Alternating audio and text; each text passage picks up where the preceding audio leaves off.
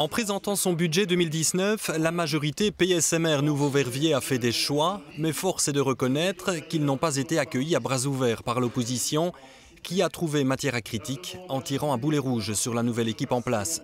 Encore au pouvoir il y a 3 mois à peine, le CDH n'a voté ni pour ni contre ce budget. Il s'est abstenu, attendant surtout les actions concrètes qui s'en suivront. Point positif pour le CDH, les investissements dans les écoles. Ils poursuivent la rénovation des écoles, la sécurité dans les écoles, donc c'est vraiment très important pour les familles. Également les subsides aux crèches, avec 2 crèches nouvelles qui sont subsidiées. Donc ça, de nouveau pour les familles verviétoises, que ce soit pour les parents ou les enfants, ce sont vraiment des choses qui nous tiennent à cœur. Le budget participatif également qu'on poursuit, donc ça pour nous c'est très positif.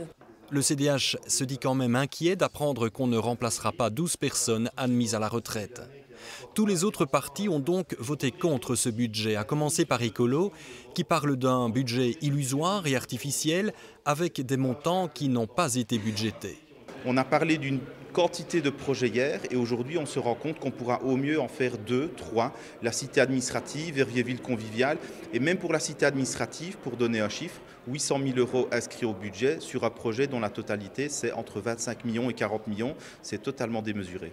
Ce n'est pas la volonté de la majorité de tendre vers plus de justice fiscale, constate Laszlo Schönbrot, qui aura poussé le PTB à dire oui à ce budget que du contraire. Rien dans la lutte contre la pauvreté ni dans le renforcement du logement public, déplore-t-il, et une politique du parking qui inquiète le PTB.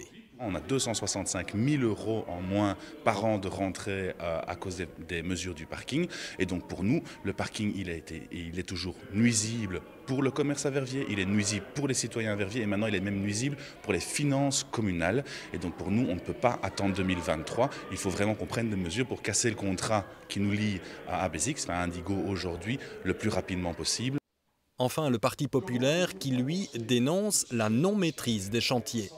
On voit le grand bazar, on part avec un départ de 5 millions 3, 5 millions 4 et on arrive à près de 8 millions. Dans le bâtiment Belgacom, future cité administrative, c'est pareil, les budgets explosent.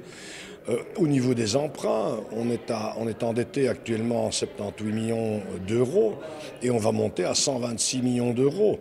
On a une charge de dette actuelle de 9 100 000 € l'année. Si les critiques entendues auront eu pour résultat d'enrichir le débat sur le budget, celui-ci n'aura finalement pas convaincu les partis d'opposition.